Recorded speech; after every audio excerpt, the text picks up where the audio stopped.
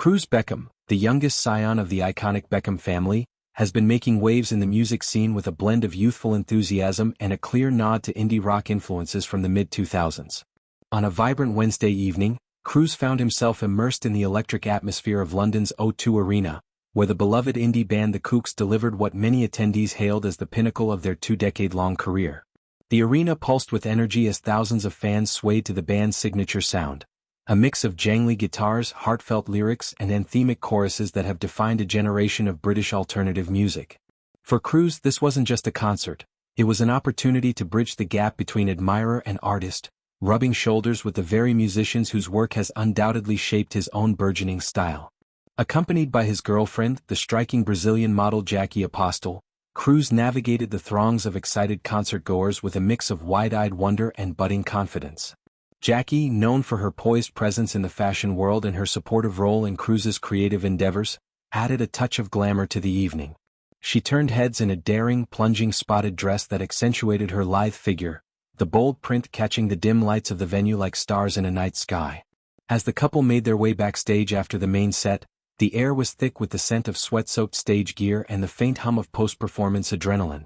There, in the dimly lit green room adorned with posters of past tours and scattered instrument cases, Cruz met the core members of the Kooks, lead singer Luke Pritchard and guitarist Hugh Harris.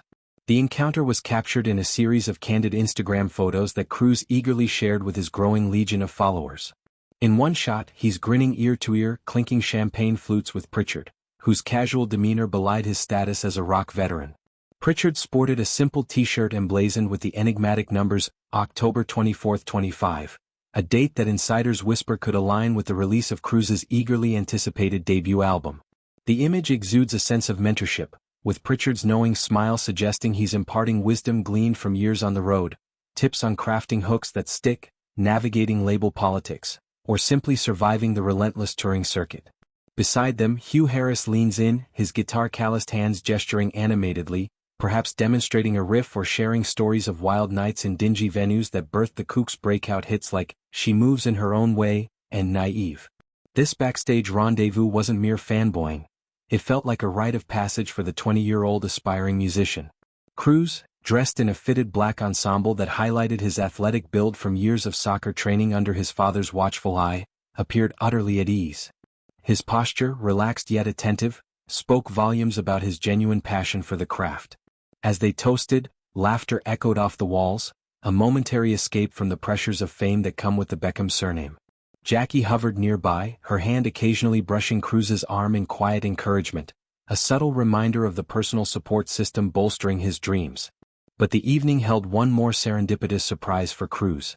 Amid the memorabilia, he posed playfully beside a life-sized cutout of his mother, Victoria Beckham, in her Spice Girls heyday. The cardboard figure, frozen in an iconic pose from the group's wannabe era, complete with platform boots and a Union Jack dress, served as a humorous juxtaposition to the indie grit of the night. Cruz's caption read something light-hearted, acknowledging the full-circle moment, from Posh Spice's pop empire to his own indie leanings. It was a nod to his family's storied entertainment legacy, yet a gentle assertion of his individuality, blending pop's polish with rock's raw edge. This O2 outing capped a whirlwind week for Cruz, who had just days prior made his live debut in the most unpretentious of settings, a cramped East London pub called the George Tavern in Shadwell. The venue, a 17th-century relic with creaking wooden beams and walls scarred by decades of raucous performances, has earned its stripes as a cradle for musical talent. Legends like Amy Winehouse once graced its modest stage, her soulful croons filling the air with cigarette smoke and vulnerability. On this particular Tuesday night, however, the spotlight fell on Cruz, who surprised a crowd of just 100 patrons with an unannounced set. The intimate space amplified every note, turning the pub into a pressure cooker of anticipation and raw emotion. Stepping onto the small wooden platform, Cruz gripped a red electric guitar that gleamed under the low-hanging lights, its color mirroring the bold slogan on his t-shirt, "Didn't they do well?" A cheeky reference to the late Bruce Forsyth's catchphrase from the 1970s TV staple The Generation Game. Paired with relaxed blue jeans that spoke to his effortless cool, Cruz looked every bit the emerging rock frontman. Backed by a tight-knit band of session players, he launched into a setlist of original tracks. Optics, a punchy opener exploring the illusions of modern relationships. Caroline, a mid-tempo groove laced with introspective lyrics about fleeting connections, For Your Love, an upbeat declaration of devotion that had feet tapping, and Lick the Toad, a quirky closer with psychedelic undertones, hinting at experimental flair. Addressing the crowd before diving in, Cruz's voice carried a mix of nerves and sincerity. This is really special for me. I just want to thank everyone for being here tonight.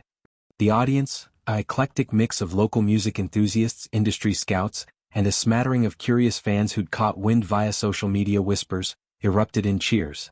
What started as tentative strums quickly built into a full-throated roar.